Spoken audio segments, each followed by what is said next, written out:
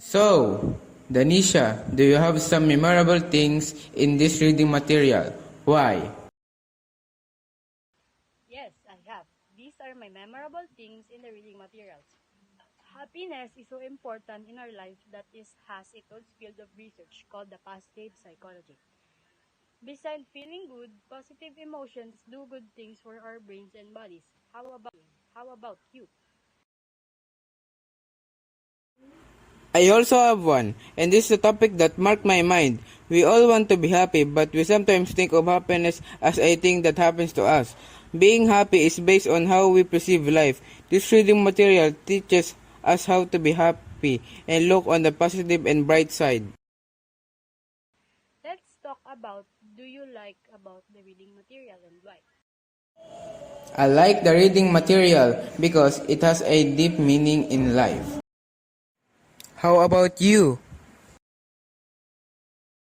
What I like about the reading material is because they show us how our life is important and how happiness is needed to our daily life even though we are facing a lot of struggles and they gave us strength and interest. How about your dislike in reading material?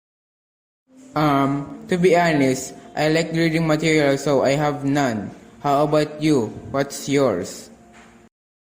Honestly, I really like the reading material because I learned a lot so I can say there's nothing I don't like in this material.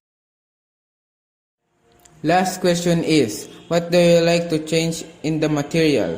For me, I don't like to change anything because it's important of life is all in the reading material. How about yours? I think I don't need to change anything about the reading material because it gave us a lot of interesting things and how important happiness is to our lives. Same. That's a deep conversation on how we perceive about life. I already have to go. Till next time. Same, I have to go now. Thanks for this. Goodbye.